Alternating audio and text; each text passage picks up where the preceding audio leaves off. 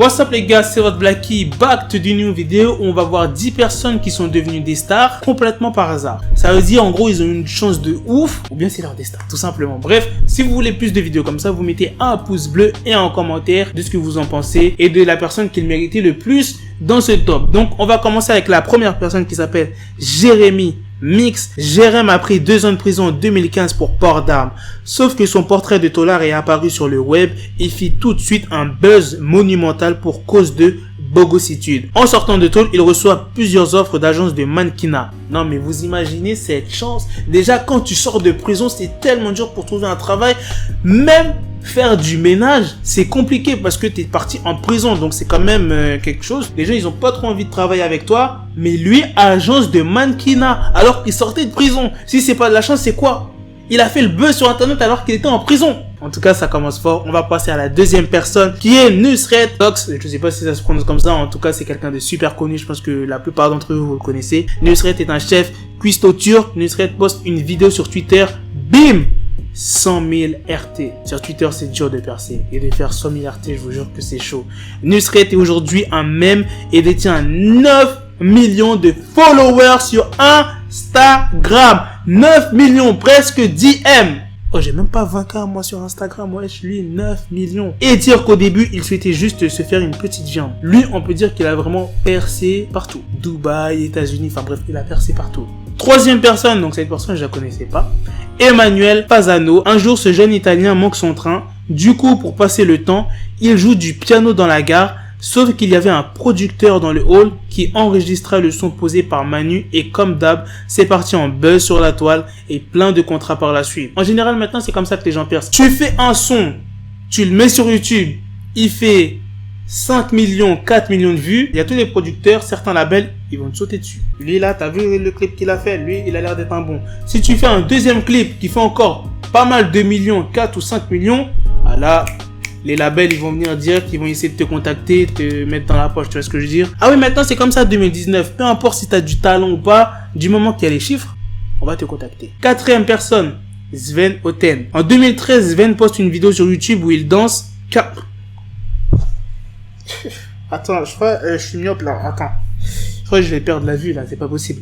43 millions de vues. Plus tard, il participe à différentes campagnes de publicité pour des académies de danse et même un spot avec Spider-Man. Le mec, il danse! Attends, non, faut que je regarde la danse. Ça se trouve, il fait des trucs de fou. C'est pas possible. Je viens de regarder sa danse, je vous jure, il y a rien de ouf. Faut faire quoi pour faire des 43 millions de vues? Putain, faut danser comme ça? Mais la tête de moi, demain, je danse comme ça. Cinquième personne. Désolé, je suis obligé de lire mon PC parce que son prénom est très compliqué. Arshad Khan. Avant, il vendait du thé à Islamabad au Pakistan, puis il fut pris en photo par un photographe. Son visage et ses yeux bleus firent le buzz. Le type est maintenant mannequin et cherche même à se lancer dans le cinéma. À Skip, son thé est très bon. Ah oui, le mec est quand même passé en tété. Bon, j'avoue, il a un petit flow. C'est pas tout le temps que tu vois des gars comme ça qui ont les yeux bleus. Oh. No homo. Il a un vrai flow, t'as capté, mais bon, c'est pas comme s'il a percé de ouf. Ah, mais ça, c'est une personne qui vit en Europe. Sixième personne, Cindy Kimberly. Au début, elle avait 17 ans et faisait du babysitting à Costa Blanca en Espagne. Puis Justin Bieber poste une photo d'elle sur ses réseaux sociaux et demande qui elle est. Énorme buzz pour celle qui détient maintenant plus de 3 millions d'abonnés sur Instagram. Merci Justin. Ah bah oui.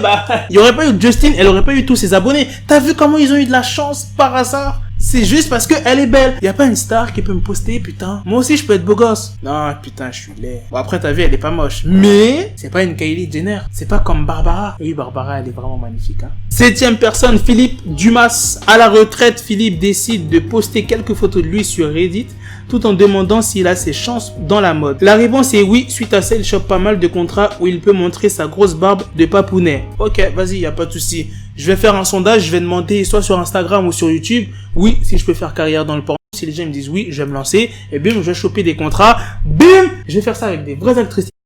Rien que le film, je serais payé 20K.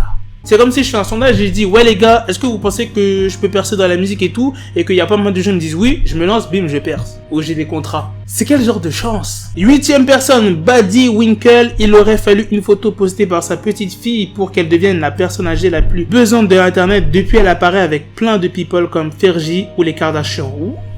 What? Juste avec un seul post, ça veut dire sa petite fille l'a posté sur les réseaux sociaux et elle a buzzé de ouf jusqu'à elle traîne avec des Kardashians.